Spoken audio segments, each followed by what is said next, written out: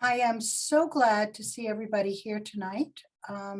And as many of you know, this is the third in our environmental justice series, a third program, with three more to come.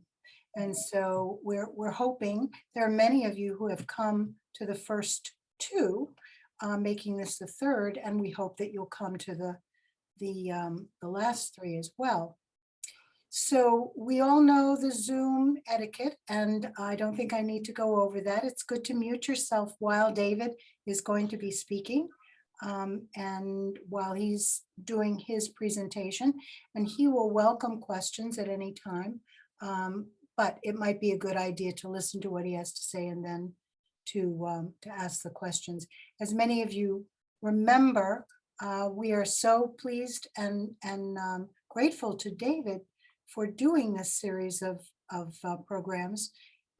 As many of you may remember, he's a professor at Boston College in the political science department, and he actually has a specialty. He researches the international and comparative politics of energy and climate change. So we are actually talking to someone who not only is a member of First Church, but is actually somewhat of an expert in the field.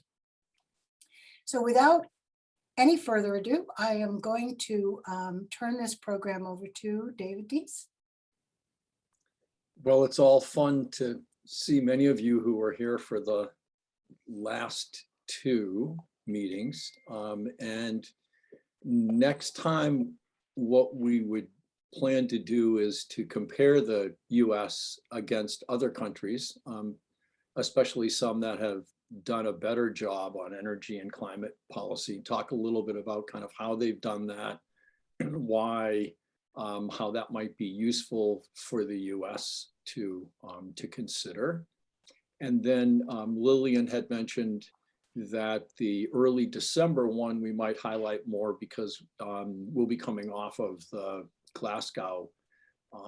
For me, it's just the second week, but we'll be coming off of the Glasgow conference. It'd be fun to kind of report to you on that for the session two out from now. What I hope to do tonight, and I want to pick up on what Lillian said, is please ask questions as we go, because there's a lot of material, but I have no need to cover it all. There's sort of two pieces here. One, I thought it might be worth spending, maybe just 10 minutes or 12 minutes going back and looking a little bit at the history of the US from the Civil War, believe it or not, all the way up to the 1960s that old people like me remember, and then up to date kind of on US energy and environmental outcomes. And then I was hoping to stop for those of you that don't ask questions as we go and have some discussion. And then there's another PowerPoint set called US as an Outlier, where I hope to look more specifically at environmental and climate policy, kind of what drives it, what stops it. I tried very hard over the weekend while we were visiting the grandkids down in DC to do also what I promised to do last time, which is to sort of lay out exactly what's in the Biden second social infrastructure plan and what's been cut out. But I know that the president individually spent all of last weekend figuring this out with some other people. And the answer, of course, as you know, is they don't know yet either, because it's not really up to the president and his advisors. It's really up to key members of Congress. So we can talk about that. We know that there's roughly 500 billion, hopefully 550 billion of directly climate related policy measures in the social infrastructure package, but we don't know really even the complete content of that package yet. So, but let's get there and talk about that as we go tonight. But again, as Lillian said, please, ask questions as we go.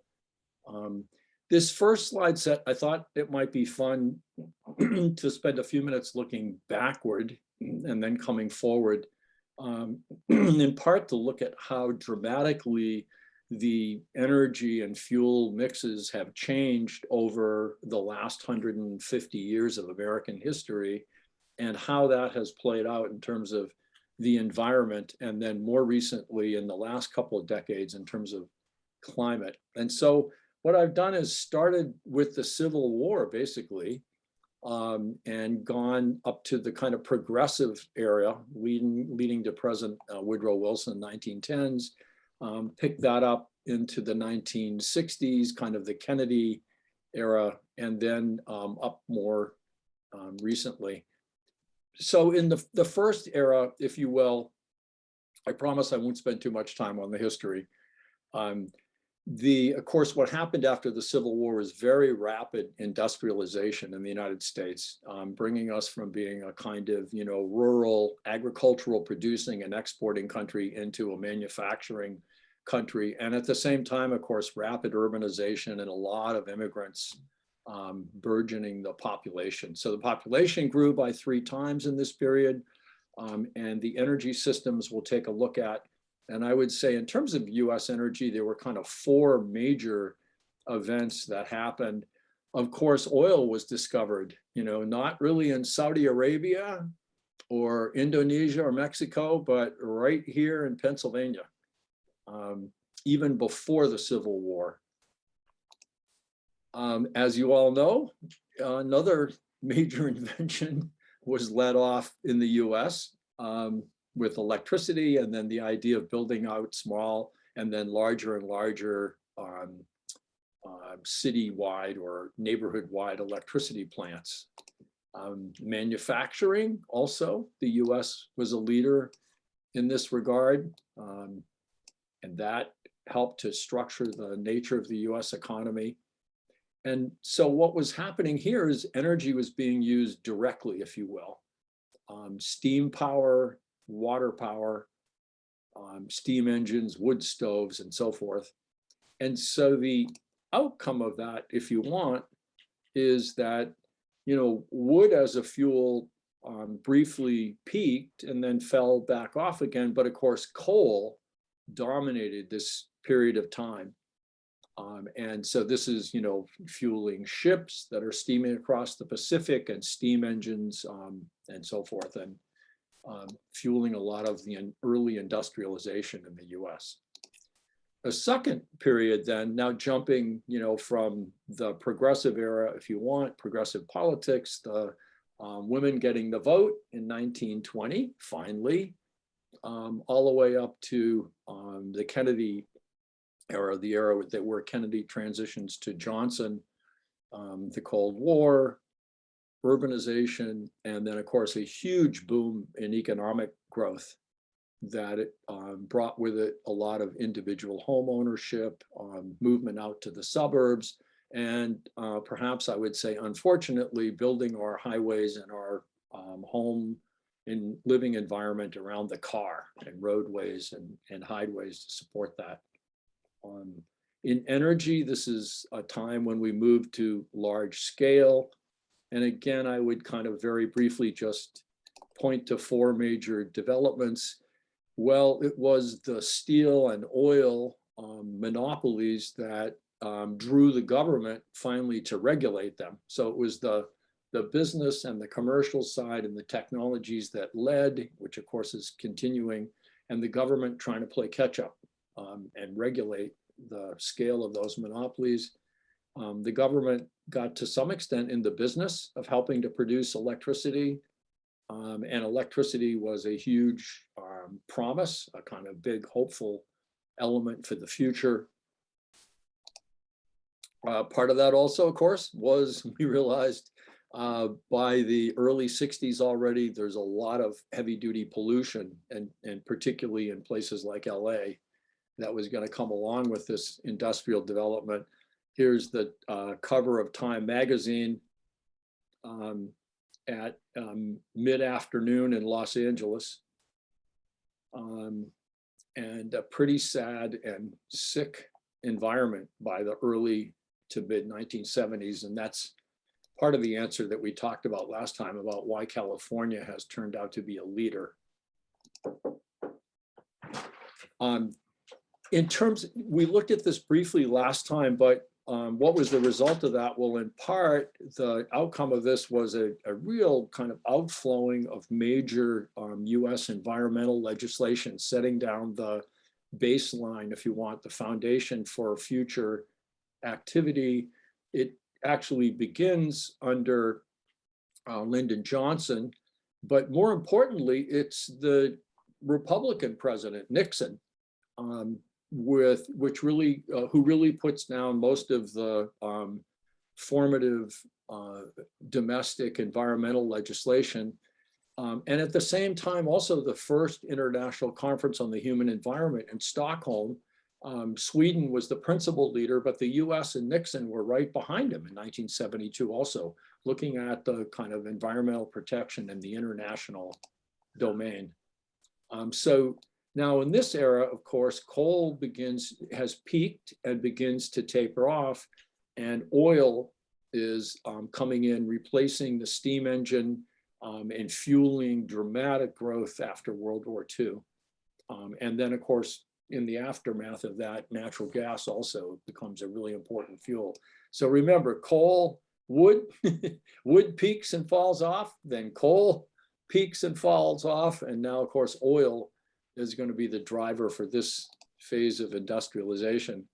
And now really finally coming up almost to date, again, extremely rapid economic expansion, more so than ever before, still rapid population growth, which drives energy and environmental pollution, and a lot of volatility in prices and supply. And again, I would sort of say 6 big events that drive the history in this period: the atomic bomb, but on the commercial side, the promise of commercial nuclear energy. Some of you may be almost as old as I am, and you can remember the phrase, which is too cheap to meter. So the promise from nuclear energy was, this was going to be extremely reliable, long-term, and inexpensive. Oh, well. And of course, then the reliance and expectations that we had on very stable energy prices were shaken to the roots by the first big energy crisis around the Yom Kippur War in 73 and 74, then the revolution in Iran in 1979 and 80. The oil exporters suffered a crucial a falling out of the floor prices in 1986, where oil prices collapsed. And then you can see they're very volatile since then. And so that's kind of set the tenor for the international oil market, which has been all over the place, making it difficult for consuming countries to invest in renewable energy and have that last over time, and making it difficult for the oil exporters to plan rational and intelligent economic policy at home. What happened in the US is that energy research and development took a fairly major priority under Jimmy Carter. And we'll talk about that a little bit more in a minute.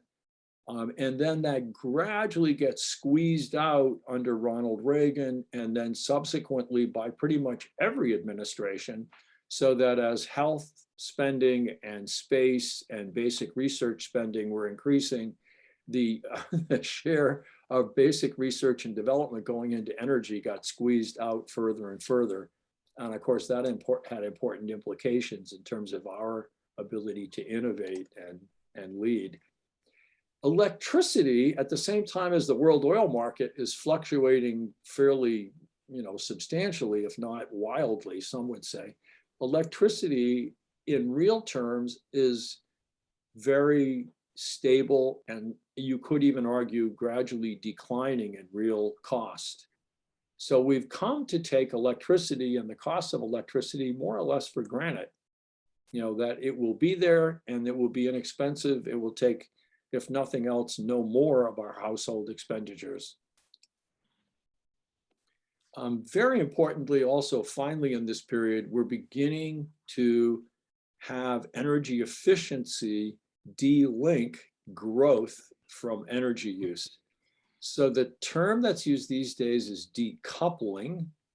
And what that basically means is that for every 2% of economic growth, we no longer expect a 2% increase in energy use.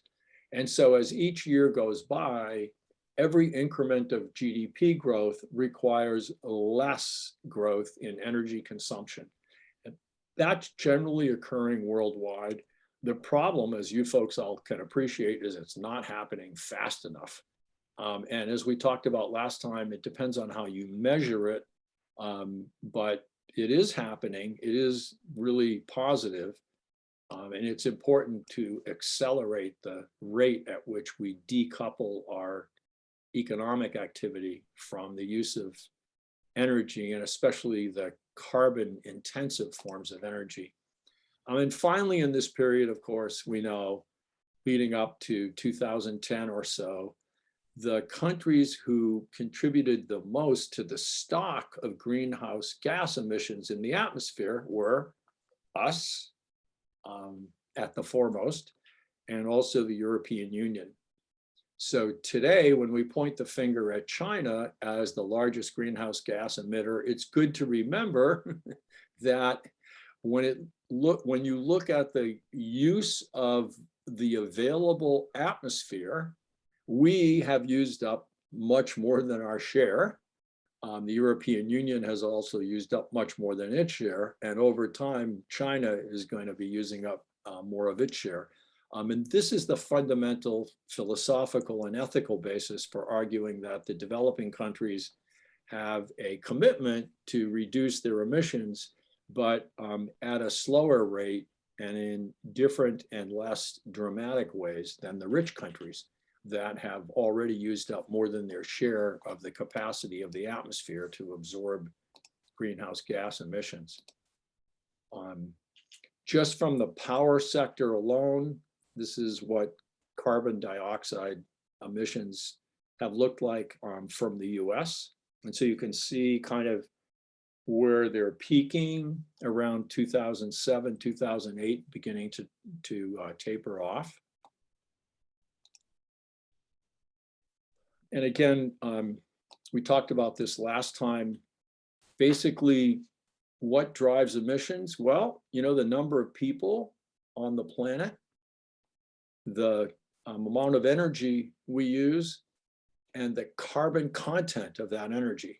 So progress on any one of these three major fronts is extremely important. Last time that led to a discussion about, you know, some of our daughters and sons deciding not to have children. Yeah, so that's a pretty serious and heavy conversation. So again, looking at, okay, what are the implications for this whole 50-year period up to 2013? Well, now the era of expansion, industrial expansion based on oil and driving liquid energy has peaked and beginning to come off. What replaces that? Well, natural gas has begun to move in and displace both oil and coal. And we could talk about that more. And more specifically, of course, in terms of electricity, coal has become less and less important. And a lot of the reason that coal-fired plants are being retired early or they're going out of business is because relatively inexpensive natural gas just beats it out in the marketplace. And then, of course, the story in the last 10 years is both coal and natural gas can be beaten out by wind, solar, geothermal, hydro, and other renewables. Okay, so now into the final period of history, if you will, just 8 or so years ago. What's happened? Well, part of what's happened is this dramatic pushback against globalization, the rise of populist politics, you know, most dramatically Viktor Orban in Hungary, also in Poland. More recently, I can only call him somewhat of a crazy man, Bolsonaro in Brazil. You've been reading about the senatorial commission that found him guilty of a whole number of things, including crimes against humanity, tens of thousands of unnecessary deaths in Brazil due to COVID. And a lot of the things they're saying about Bolsonaro ring true to me about a certain other major country world leader, recently retired from head of state. So in the last 10 years, what's happened? Well, we've realized that the major regions of the country that are very rich in wind resources are numerous, especially the coastal areas we know and the mountain areas. Solar is a rich resource all over the country, not just the Southwest where it's super abundant, but really everywhere. Coal, again, you can kind of see where most of the coal deposits are oriented, and shale gas. And that's really been the kind of major game changer in terms of energy supplies in the last 10 years, is that it wasn't, I think, Obama's wish to have shale gas kind of dominate the electricity and the energy market, but the combination of horizontal drilling technologies, which made it more feasible and inexpensive to draw horizontally as well as vertically, the finding of all of this gas embedded in rocks, and of course, very light regulation. In some cases, I would call it negligible or negligent regulation from the federal government, fueled a huge boom in gas use from shale. Oil at the same time, but also gas. And that propelled the US to be the largest producer of oil and at times gas in the whole world, even more than Saudi Arabia and Russia. Is located, again, not very far away in Western Pennsylvania. I'm sure you know. It raises a lot of issues because a lot of farmers and landowners have leased or even sold off their property, and you regretted it later because of heavy transportation, environmental pollution, local earthquakes, all sorts of effects of this boom in shale gas.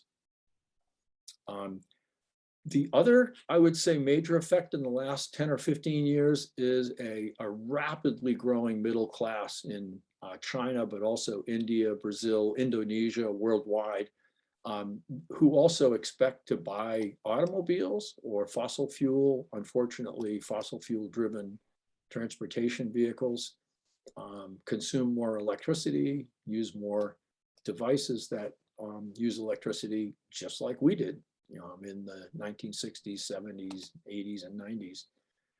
The big concern right now is coal-fired power plants, of course.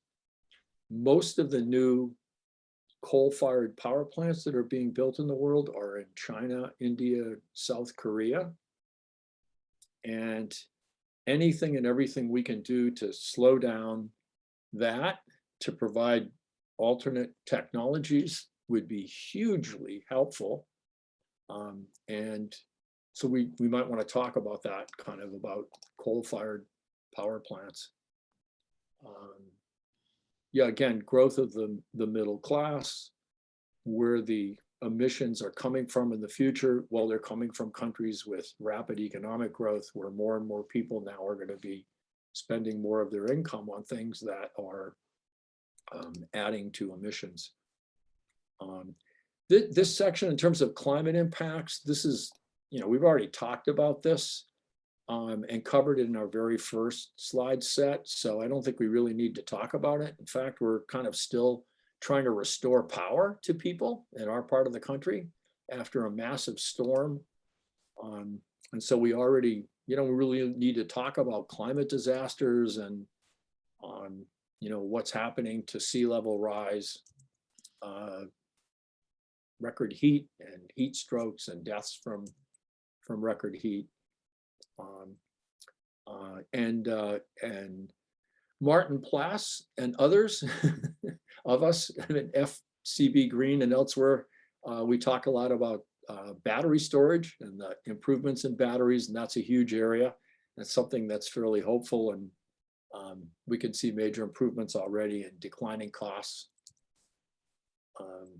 And again, you know, changes in terms of consumer motivations, consumer spending, home building, renovating buildings, adding solar farms, and so forth. The good news, you know, is this very rapid run up in wind technology and solar generation technologies. This is a terrific NASA shot. I don't know if you've ever gone online and looked at their nighttime illumination of the sky. You can see where the electricity is worldwide. And you can also see where there's energy poverty across major parts of Africa where there is no electricity.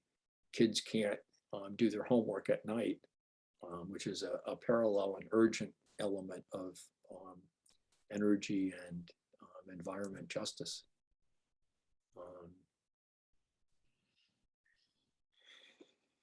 Yeah, I think I probably would not spend a lot of time on these kind of more narrow slides. So again, the good news for the US is that our rate of GDP is increasingly decoupled from our energy use. That's because energy efficiency is improving, and that's because the ratio of carbon in the energy that we use is gradually going down each year.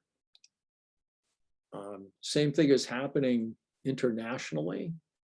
And for a while, just before COVID, it actually looked like we were on a pretty good path, that global energy intensity was going down and carbon intensity was going down pre-COVID. We already talked about that.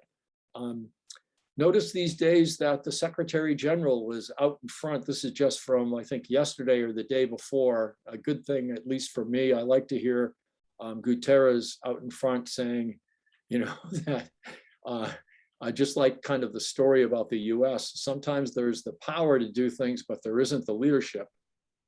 And then sometimes there's the leadership of small countries like Norway and so forth that don't necessarily have the power.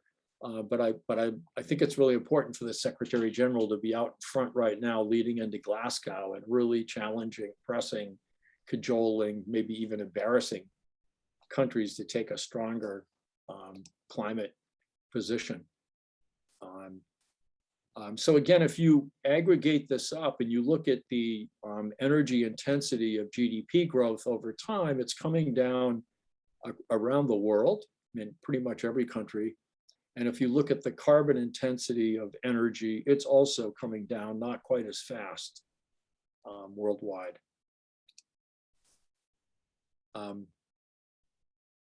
The problem for emissions is different. Whereas emissions per capita are very high in Canada, the US, and Australia, and they're coming down, the emissions in the EU are much lower and they're coming down.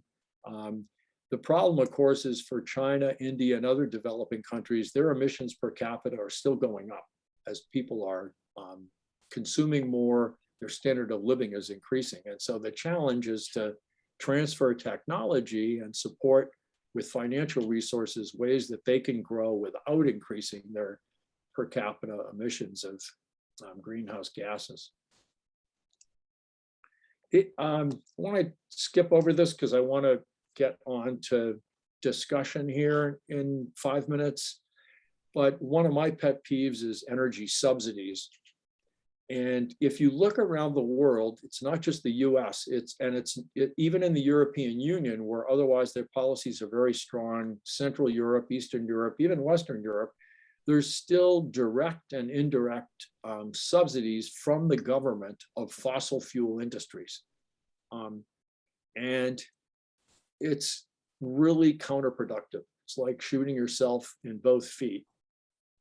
In the United States, it depends on how you measure them, but even in direct spending, we spend something like 15 billion a year subsidizing oil and gas and coal production. Nuclear is much larger, and that's because the nuclear industry can only exist because of the Price-Anderson Act, which means that in the case of a very large nuclear accident or incident, the federal government would back up the company and pick up by far the majority of the bill. Otherwise, there would be no nuclear industry. So there's a huge subsidy there that we don't really pay much attention to because of the insurance. Wind and solar have been getting more and more subsidies. Why is that? That's because it's easier for Congress to give money away than it is to take it back. And so it is true that the subsidies have been added into renewable energy. The problem is that still overall, the federal government is spending a lot more money to subsidize fossil fuels than it is renewables. Around the world, a handy statistic is something like 4 times as much financial resources are spent subsidizing fossil fuels as renewables. That's a bit of a scary number. And then finally, just wanted to come back. We talked before about California as the model. You know, we can do it. California has done it. They leveled off their electricity consumption, 50 years ago, 45 years ago. Their energy to GDP ratio is much lower, and their carbon to energy ratio also is much lower than for the US as a whole. So with consistent, careful, smart policies and incentives, you can do it. Part of the controversy these days, finally, last slide, is nuclear power.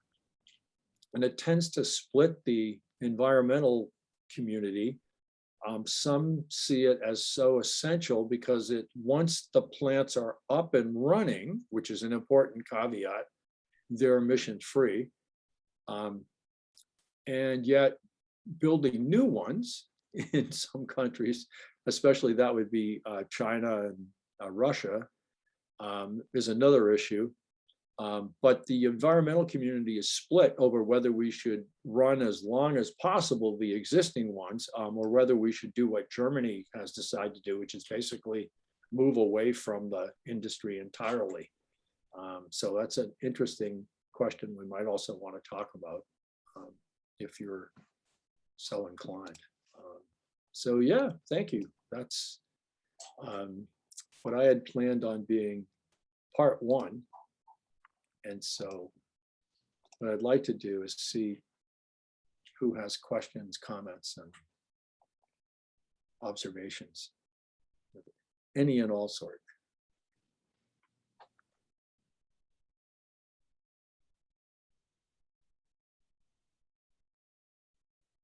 Can you talk more about the debate over nuclear power within the environmental community, between environmental activists? So it's split. What I know Monty used to work for an NGO. I got not necessarily an environmental NGO, but some of the kind of longest, most resourced international environmental civil society groups maybe are tending to support nuclear power, but only in the sense of continuing to operate existing plants. And then I think for the most part, they might oppose building new ones.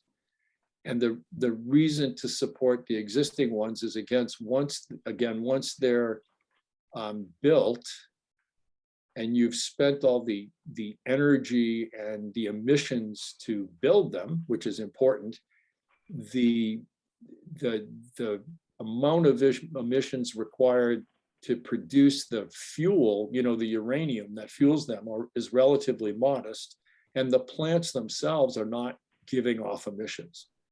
So for some period of time, and people split over that too, some people, count myself in this crew, would say it's probably better, as long as they're regulated carefully and they're safe to neighbors and the region, it probably makes sense to let them operate.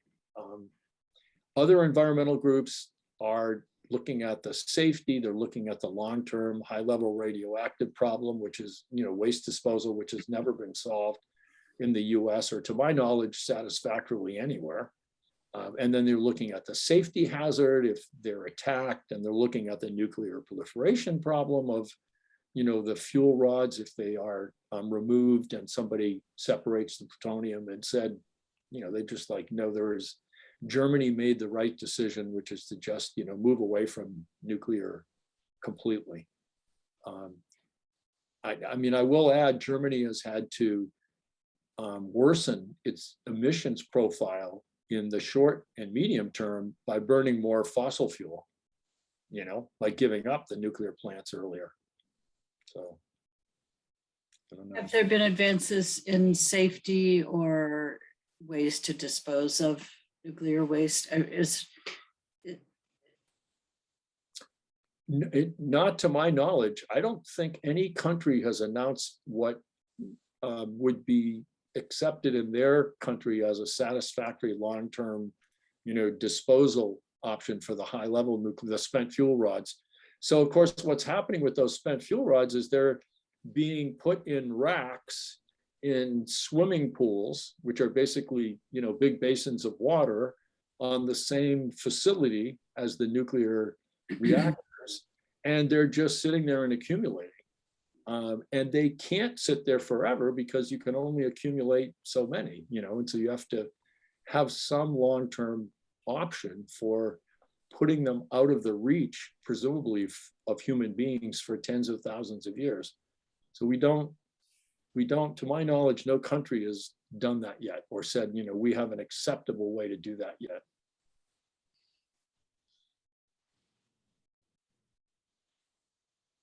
I just say for my own part, building new nuclear power plants, that's another whole, issue, and the Russians might be able to do it. The Chinese are going to do some, but there are very few countries, I think, where you could make a logical argument, for building new nuclear power plants. Is there a new plant that the UK is doing, on the Channel side? I thought there was big discussions there that they're battling with the environmentalists about where they're going to put it, but I'll have to look into that. Maybe I'll find the link, but I thought that there was active discussions of a new plant going up in the UK. That sounds familiar, Gene. It might be one or two, reactors in one sited plant. It sounds familiar. I haven't actually looked at it. The problem everywhere except France and Russia is they cost too much.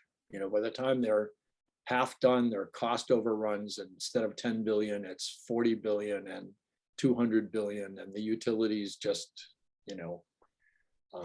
so, and I'm suspecting it's the same problem in Britain too.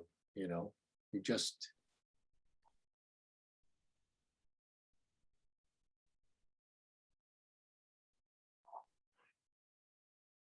be interesting to see of this group, how you feel about the existing, nuclear power plants in the US. Remember the US, I think we had 100 operating reactors, and that would be less plants. Maybe that's 70 plants.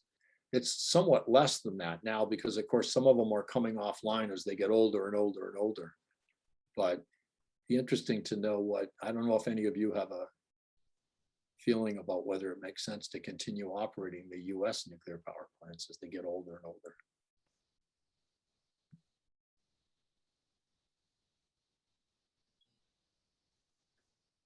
Hearing no answer, I have a question. This is Dorothy.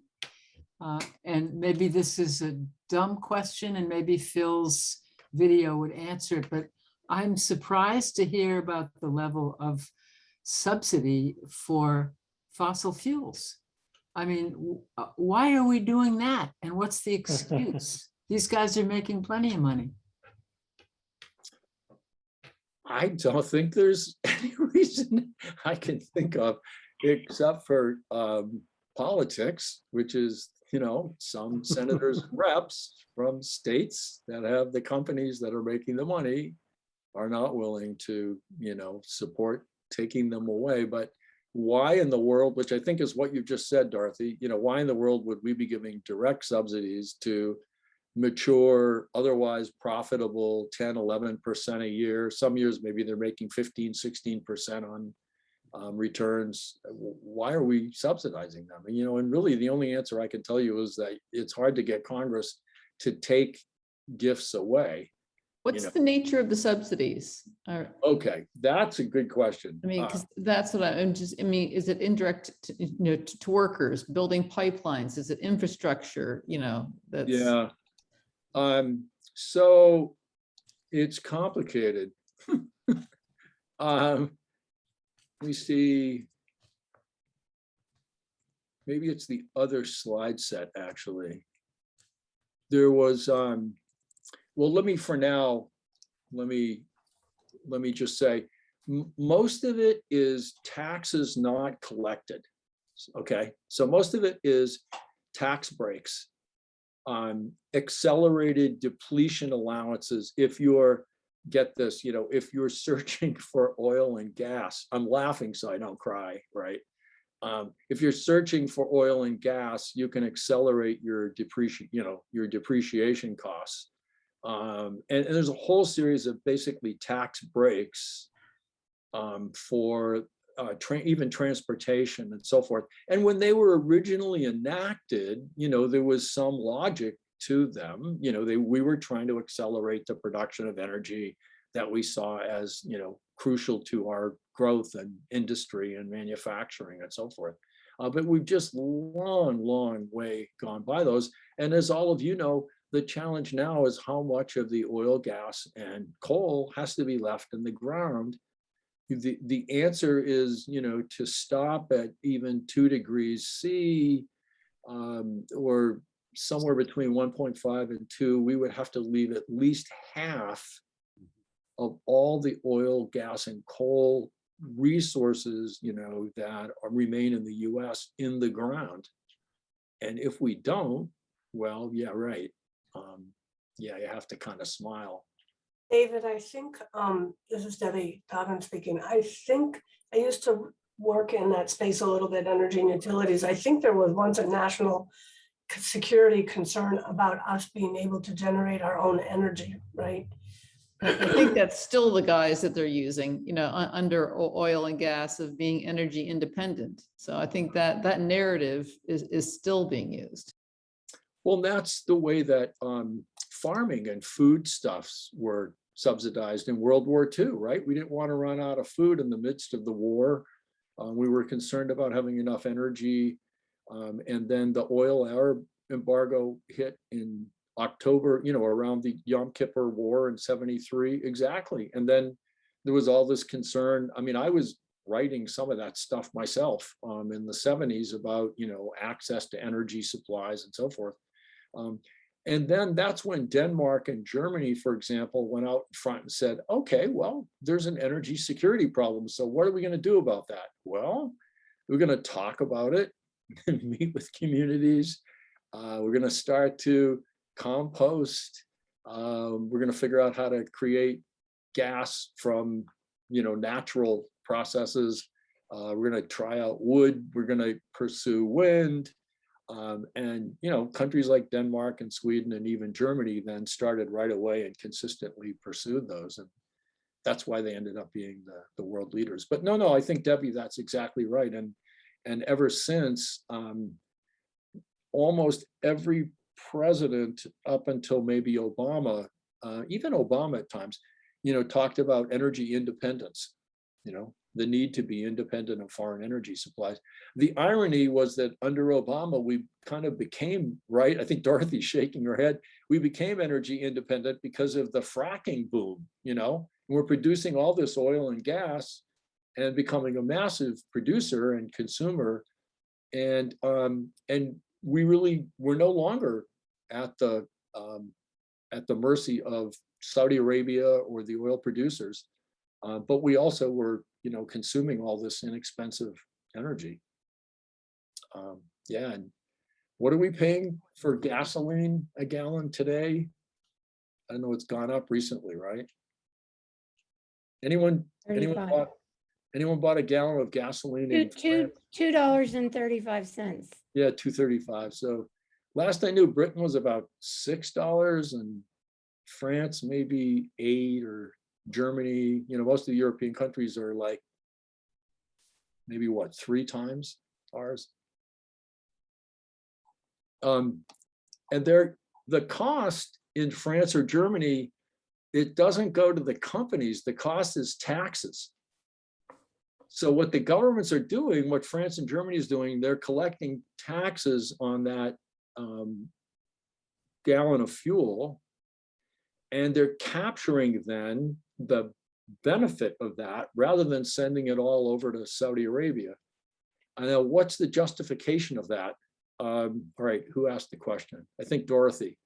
So what the IMF did in 2013, and they said, okay, let's not just look at the direct subsidization of fossil fuels. What are we actually not collecting in taxes? Or what are we giving away? So that, let's say that's $15 billion a year in the US.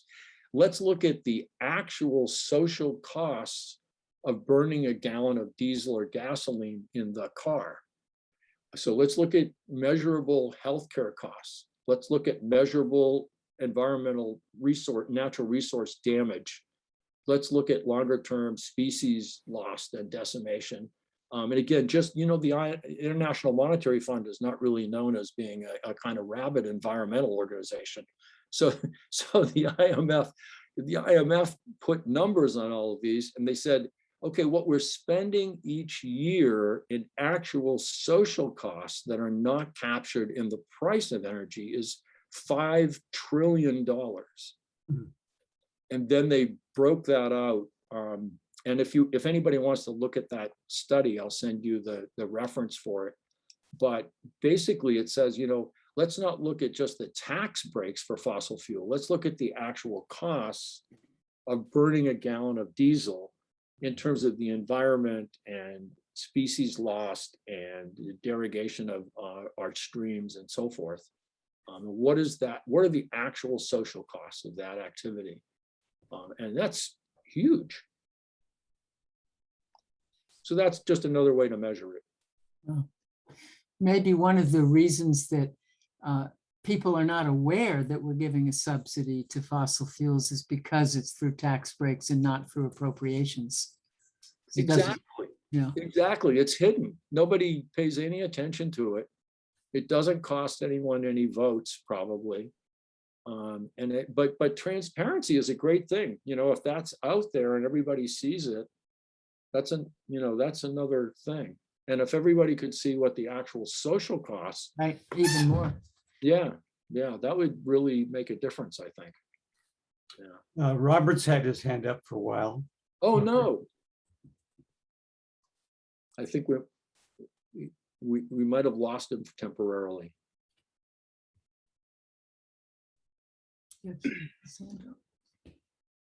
My apology. I didn't I'm notice. back, sorry. Oh, good. Yeah, I should have muted myself. I'm making dinner at the same time. I've been on 6 hours of meetings today, so sorry about the video being off. I just wanted to ask the question, given the larger distances in the United States, we might be more sensitive as a country to fuel prices and our economic competitiveness, and that coupled with, I don't know if it's the constituents of certain congressmen, but the fuel prices impact the poor more than they impact the rich in terms of a percentage of their income, and the fact that we have less and less of a middle class. How does the justification for maybe subsidies, that might be a justification for subsidies? I just wondered that question. If the subsidies were on the consumption side, and return to, like if we return the tax, well, we don't take much of a tax take, but if we return the federal and state minimal tax take relative to income or tax returns, yeah, that would actually be very helpful. Because as you've said, any consumption tax is regressive because people at the lower income levels spend a higher percentage of their income on basics like food, right? Clothing, transportation is a higher percentage of their income. So when you tax them on energy, that's more, much more important. So I was thinking that maybe the subsidies for the big companies could be justified to keep their prices low for, maybe they're giving breaks to the big companies and their justification is, well, it keeps it low for everybody that is in our constituency kind of thing. I don't know. If they made that argument, then at least it could be debated, on the kind of production side.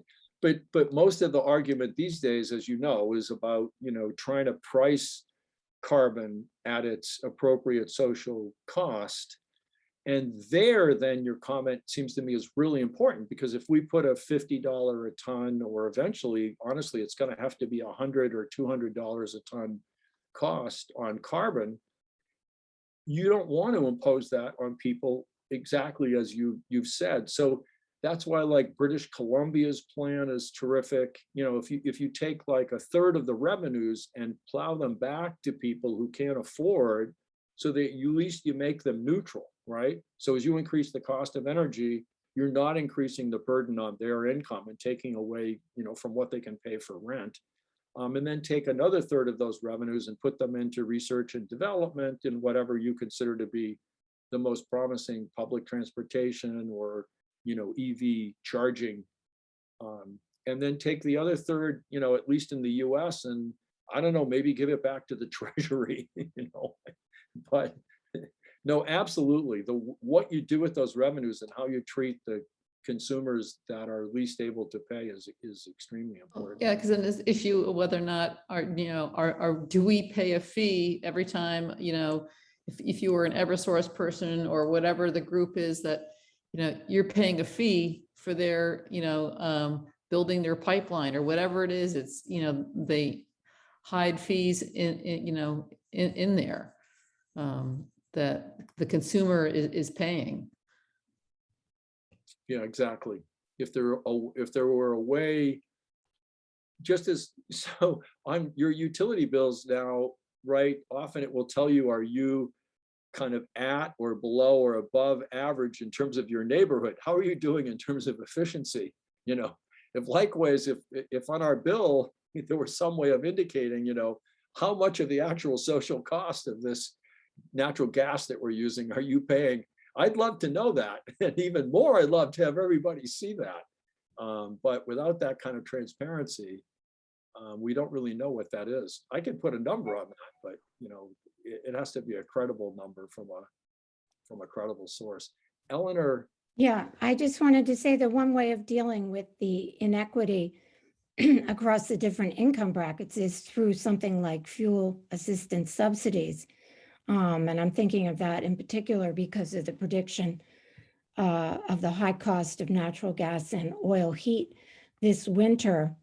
And that will fall, the pain of that will fall primarily on people who can't afford it, as well as can't afford to do the insulation and have substandard housing. But if you could have a means test to funnel that money back to the people who really need it to pay for fuel, while you have the real cost of fuel be more reflected in how much the rest of us pay for it, including the social cost. Exactly. David, sort of a bigger picture question. If you take the trends of increasing population growth who need more energy and an economy that's still based on a growth model, from everything and have read and studied, how quickly can we make the transition from fossil fuel to, well, two questions. Can renewables entirely handle the energy needs of growing population? and an economy that's still based on growth rather than steady state? And if so, how quickly, if we had everything going in the right direction, could we make that transition?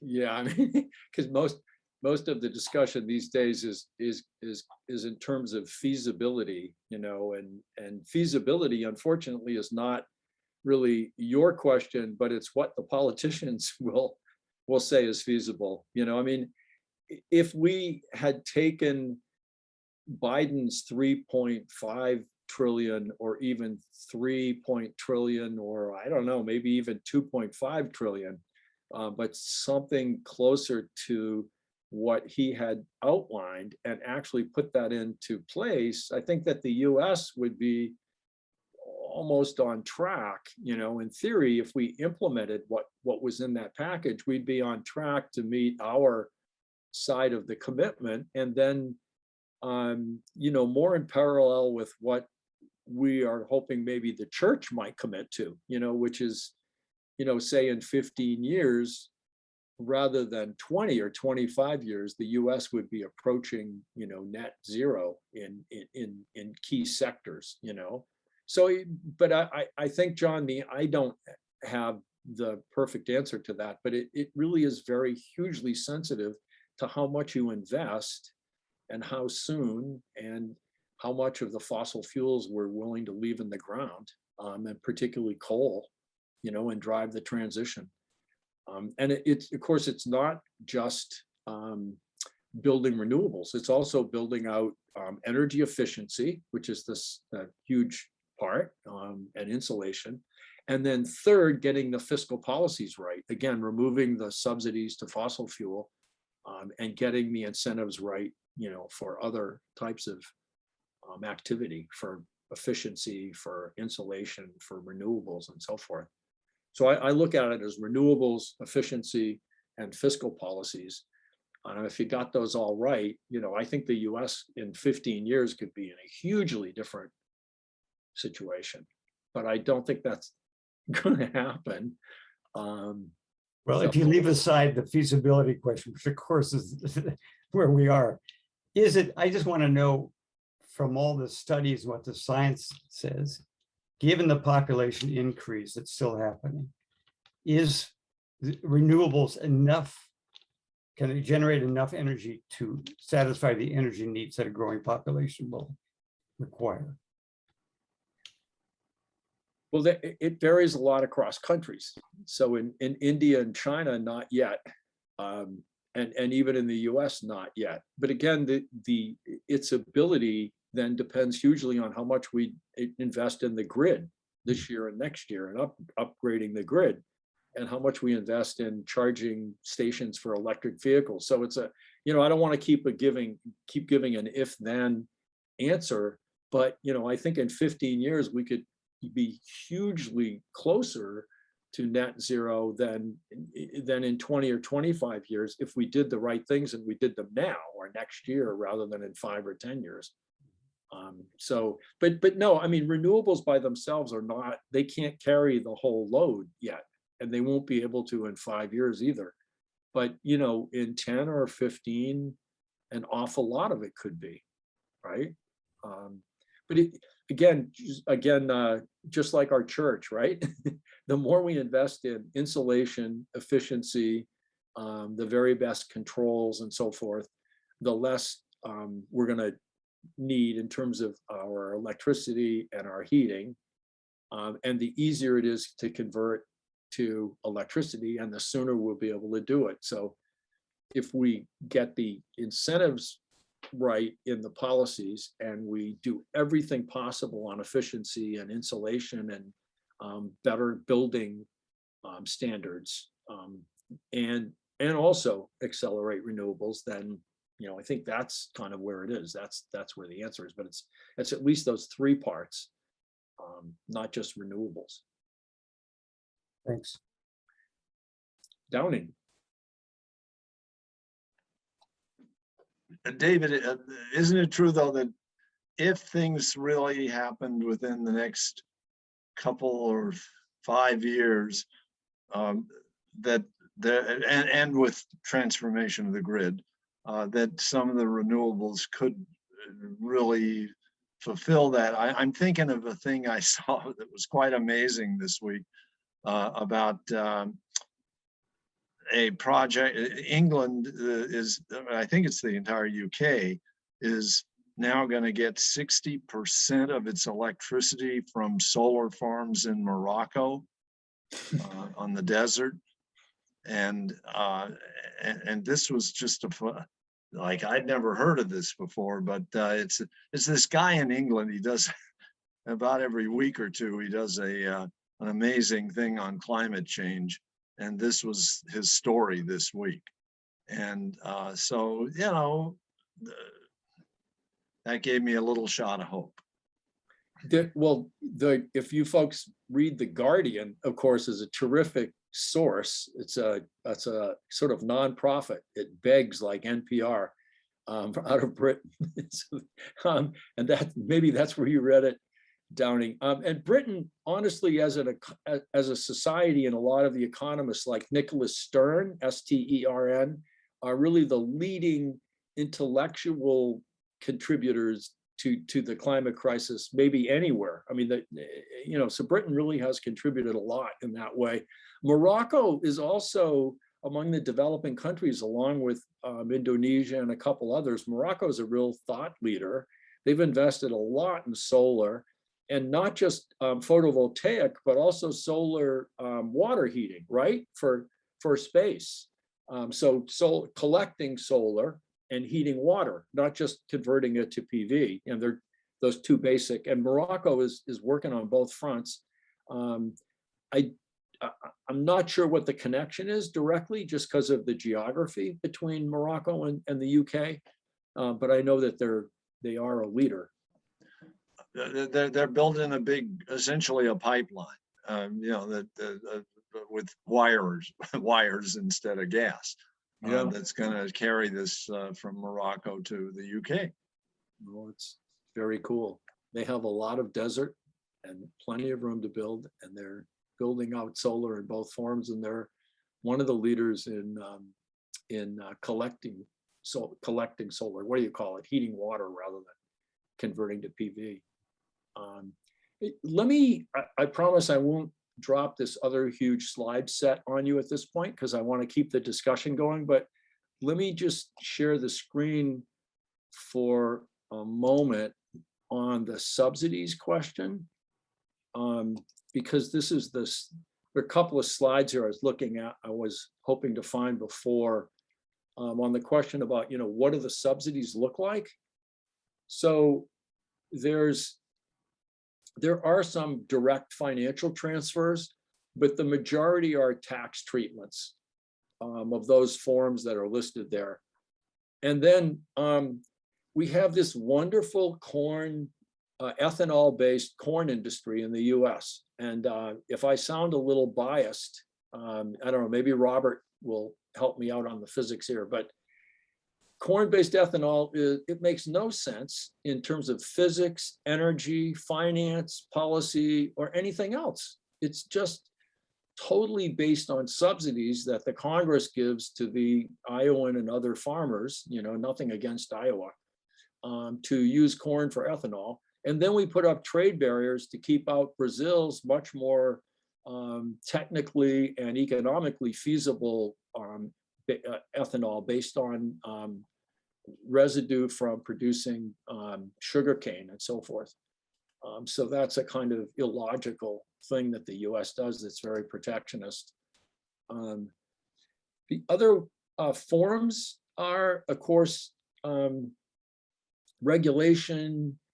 The nuclear industry can only exist because of the liability insurance and so forth that the FedGov provides. So these are the other forms of subsidies that go out, just to give you a sense of what they are. And then I also wanted to, okay, so this is the IMF, again, quickly, and then I'll stop. This is the IMF study where they looked at 19 countries, and they said, something around $5 trillion. And this is a huge number, 6.5% of GDP, of all the gross domestic product worldwide. 6.5% is being spent subsidizing mainly fossil fuels, if you take into account the social and the economic, the health and social welfare costs. I mean, you can look by country. Instead of 15 billion, if you measure it this way, the US is spending 650 billion a year. So that's not direct costs, that's the social costs that we can put, mainly around health and resource degradation. So, yeah.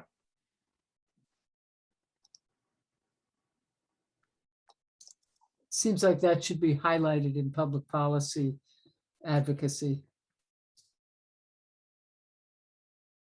It doesn't get much attention. Yeah. Dave, can you talk to us about the growth trajectory of electricity generation from solar and wind and renewable sources? Electrification as a conversion tool depends on the increased supply of electricity generated by renewable or clean sources. So I don't know very much about the growth trajectory of in that area. So the richer the country, the faster the growth in electricity consumption. Not to blame it all on your phones and computers and other devices, but right? Yeah, exactly. We're all using, we're all using more electricity, and that's true worldwide. So that makes Monty's question especially important, because where's that electricity going to come from? Data storage, it's powering all the data storage plants. Oh my God. And, yeah, well, I'm not going to mention some other high electricity consumption activities, but exactly. So that's a hugely important question. And, the general trend we all know is the cost of producing a megawatt of wind or solar have been dropping, just sharply each year. And so it's less and less costly. And it means that when utilities go out to buy new increments of power that they need, wind and solar often beat out other sources. The problem in the short term is that natural gas has certain advantages too. And so particularly when natural gas is competing with coal, sometimes it wins out. And so you all know, I think what the problem is if we lock in more and more contracts and infrastructure and the pipeline, what is it? It's a station, right? In Weymouth, it's like a pump. Yeah. If we lock in more and more facilities like that, where we spend a lot of money, and that's a 20 or 30-year infrastructure project, we're locking in a commitment to natural gas. So, yeah. So Monty, I think the answer, just like John Bell's question, is that solar can go almost as fast as we can push it. The problem is partly the grid, right? The grid's capacity to carry it, but more so it's just politicians, and governors, and whether it's Mississippi or Michigan or California or Mississippi, and whether they're really pushing solar or not. So if I hear you then, Dave, the limiting resource is government willingness to invest in the expansion of energy generation from clean sources? I think first, and then secondly, there are some restrictions in terms of the grid.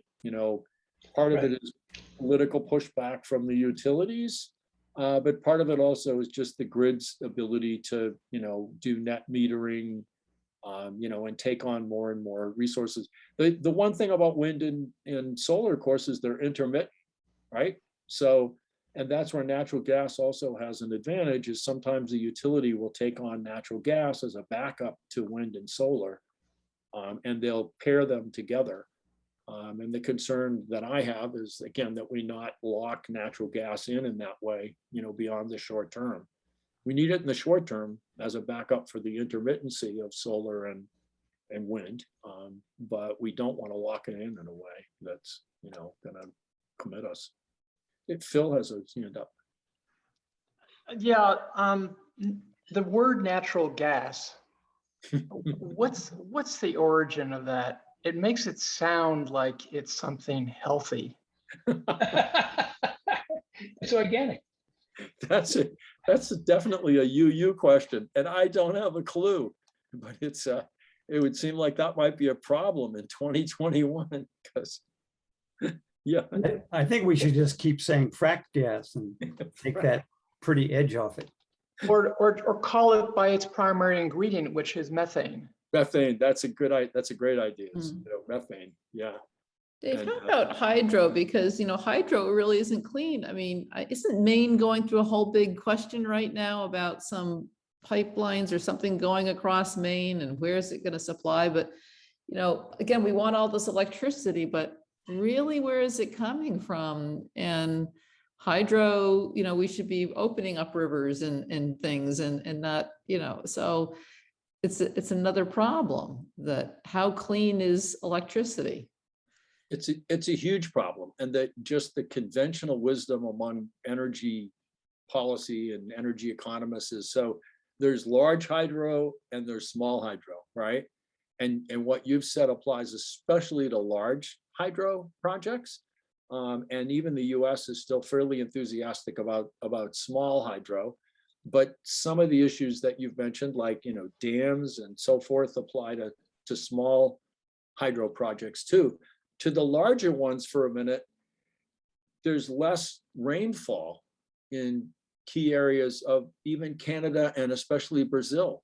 So the large hydro projects are not able to produce what they used to produce. Right. Large hydro dams silt up over time, right, with sediment. And so they lose their amount of water capacity. When you build them, you flood out towns and communities. And there are all kinds of environmental and ecological problems with building large dams. The Chinese can get away with it, but most countries, can't. So yeah, no, it's a huge issue. And my major concern is that as climate change changes the amount of water that falls in key areas, a lot of these dams are not going to be able to produce at the level that they used to before, and that we've counted on them because of all these other issues that we're dealing with. So yeah, no, there's a huge difference, I think, about kind of what type of hydro you're building, and where it is and what the effects are, whether it makes sense or whether it really doesn't make sense anymore. That's a big issue. California's confronting that too. Yeah, Eleanor? Yeah, I have a question for whoever, I think you mentioned, somebody on the call, excuse me, is working on energy storage capacity, various kinds of batteries. Do you think that we will get to the point where our ability to store energy from wind and solar will be able to supplant the backup needed for methane or fracked gas, as John Bell says? Yeah. This is not my area of expertise. And Martin Plass, for example, works, Martin, yeah. In this area. And I'm always asking him these questions. And he's part of our FCB Green group also. Battery storage is already commercially feasible for farms, above a certain level. Some commercial restaurants and so forth, you can already do it at a certain level of scale. And again, the costs are coming down rapidly. And as you say, instead of backing it up with some kind of fossil fuel, back it up with battery, and maybe have a shared capacity among different users that are in the same geographic area. Maybe it's 2 restaurants. And then you get the economies of scale that allow it to work. But absolutely, and different forms of battery storage are also being researched extremely intensively. The the US is not a leader right now in this. The Chinese and other countries are, but we're investing a lot of money in it. And this is an area where you'd like to see the federal government, and even the states trying to encourage that investment in technology and try to, press it out a little bit, not by spending a lot of public money, but by incentivizing private companies to spend on promising technologies and so forth. Because no, absolutely. I mean, that's really huge. And people that know a lot more just about car batteries. I think Robert Wilson was saying, and others, there's some cases where you might be able to pull 3 buses up that aren't in use, and their batteries would provide what you need, on an interim basis. So more and more of the batteries that are being produced for transportation even are of a scale that, they become relevant. I think Tesla has the power wall or something where they basically have a huge car battery that you install in your house, and it can help charge your house or have energy for your house or your car. I know one of my friends is working for a startup that's trying to do thermal energy storage, where you heat something up, a material up very, very hot, and you're able to store it for a long period of time. And then you can use that thermal energy to convert back to electricity. So you use your renewables to heat up a mass. Hydro, I agree with everything that was said. I come from Western Mass, and out there's Northfield Mountain is run by an electric company out there, and I don't know how they do it exactly, but they divert part of the Connecticut River up to a reservoir, and when they need extra electricity, they can just dump the reservoir through a hydro system and generate electricity that way. So there's different physical and energy domains that could be used besides just chemistry and mining raw, rare metals and materials that we may not have an infinite supply of. So it's an interesting sector.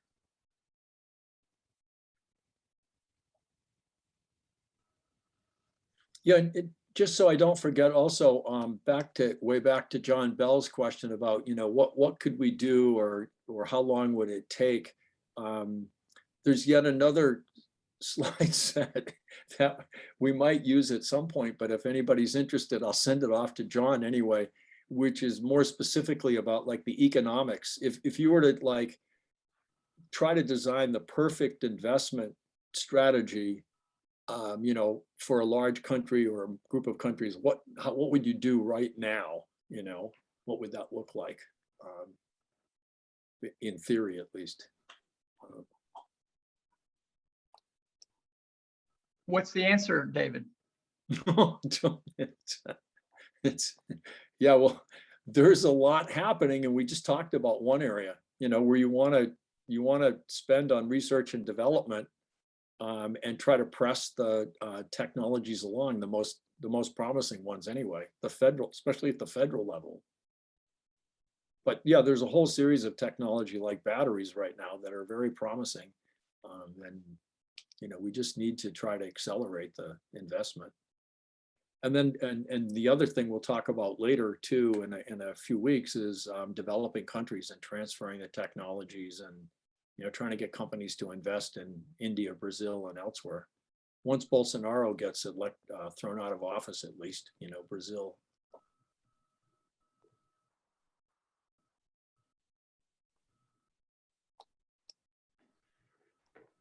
I wonder that I'm just going to throw this out. This is a very crazy idea, but like we belong to the UU, I wonder if there could be a movement like hashtag net zero, and people that had achieved net zero in their life sign up and say, I don't care what country I'm from or what anybody's from, but there's a growing group of humanity on planet Earth that have earn the symbol net zero, and create a movement around net zero, and maybe that motivating the countries from individual things. I'm not sure. I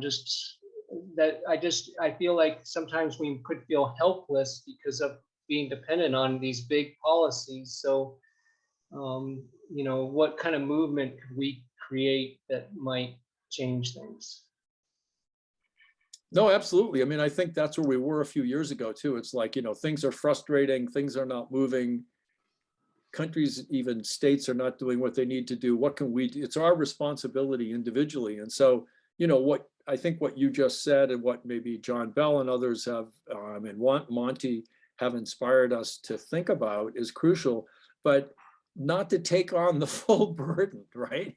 I mean, we also need to do what Phil Thayer and Downing are doing. My oldest son spent some time at this, try to get the national policies right and try to get Massachusetts and Belmont and Watertown and Arlington and so forth to get it right, because it's all got to be done. We got to do that at the national level, and we've got to do it at Glasgow, and then listen to Greta Thunberg and say, well, Glasgow is fine, but you old people just haven't done it. And so we need to do a lot more at the same time. So no, I think that's really important, but not to take it all on ourselves, either emotionally or, in terms of individual responsibility. To do what we can do and have movements at that level, but also be lobbying and writing letters. And someone put in the chat, was it Jean or somebody just said, now I'm writing as we talk. Oh, John Bell said, I called John Manchin's office today. Yeah, That was me. that was Dorothy. Oh, I'm giving John credit. Go, Dorothy. I grabbed it back. I can't call him, but you guys can all call Joe Manchin. Oh, you can't. I have the wrong last name. I know, that's Yeah. right. But use a different one. What do they know? Okay, I'll use Wendy's. Who Jim No. Brody said today was his original name was Joe Methane. Right, I heard that. Yeah, that was funny. Eleanor? Yeah, I just wanted to say, this may be very Pollyanna, but I was very encouraged to hear yesterday that Hertz is investing in 100,000 Teslas for their fleet. And, it's not that I'm in love with Tesla or certainly not Hertz, but it seems to me there are certain things that can happen that are like inflection points.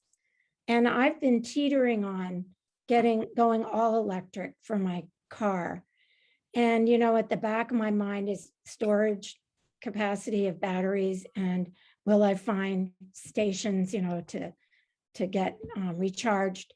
But seeing a company like Hertz, which has, profit motive and big name, do something like that, to me, that was like good, it felt good. And that's why I'm looking for encouraging things all the time. And I wondered if other You probably people got a had realized- subsidy for doing it. Yeah, don't rain on my parade. Well, I also heard that just today a story that GM is putting a lot of money into EV chargers on the roads. Great. That's another inflection point. And then I thought a huge inflection point was in July when Ford rolled out the EV F-150 pickup, which Yes. is the most popular, the best-selling vehicle in the United States and one of the best in the world. And they now have huge amounts of back orders. They're having to open extra plants to make them. So that's, I think that's a plus, because you got a bunch of Trumpian farmers who are going to be driving around in EV F-150s, for one thing, because, they also power your home. If your electricity goes out in your house, you just, your entire house can be powered by your pickup truck. That's kind of cool. It picks up on Robert's comment too. Again, there's the federal level and the state level and the individual level, but then companies. And, it's not coincidental that Hertz is coming out of bankruptcy, and they had to sell off a lot of their fleet. Now they're in a position to buy a lot. And that's, yeah, it feels like kind of a tipping point. Hopefully that will drive other rental car companies right, to be thinking about something similar. Yeah.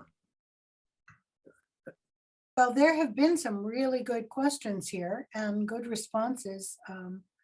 we have about 1 minute left, and I just wonder if, David, you'd like to expound on the speaker for next week. Actually, it's 1 week from tonight. And so do you want to say anything about your guest speaker for next week? Sure, yeah. What I hope to do is kind of merge two different things. Well, they're not two different things, but two elements. One is to talk a little bit about, the countries that have gone out in front. And tonight's very helpful to me because I can pick up on some of the questions and comments from tonight and apply those to the countries that have really, led in some ways. They've led in solar or renewable development or conservation or, generating discussions and agreement at the community level that's then built the whole grid from the bottom up in a very consensual way, and talk about some of the accomplishments even in China and so forth. But Angelo is able to talk about Brazil. And it seemed to me, it's really important for us not to just look at energy and greenhouse gas emissions from energy, but to look at land use, particularly forests, trees, and deforestation. And Brazil is the one that's really out in front right now, partly because of frankly, a horrible head of state from my point of view. But also the Amazon is just so precious and so important. And so Angelo gave a great talk at MIT's Center for Global Change a few months ago, and I asked him if he'd be willing to talk to our group, and he said, yeah, sure. And he's from Brazil. He knows a lot about Brazil and the Amazon. It's not his technical area. He's an agricultural economist, and he does this kind of, economic modeling and so forth. But he knows Brazil, and it's a really neat talk. He'll probably update it for us too. So on the one hand, I was hoping to do some comparisons kind of, well, what's happening in countries that are really leading. A lot of those are in Western Europe. But then to have Angelo talk about Brazil deforestation and what's actually driving that. That's great. Well, we'll look forward to it. And I will send everybody the link to that program for next Wednesday, because it's coming pretty quickly, where there won't be a Unitarian in between. So I will look for an email with the registration link, and I hope to see everybody next Wednesday. Thanks so much for joining us.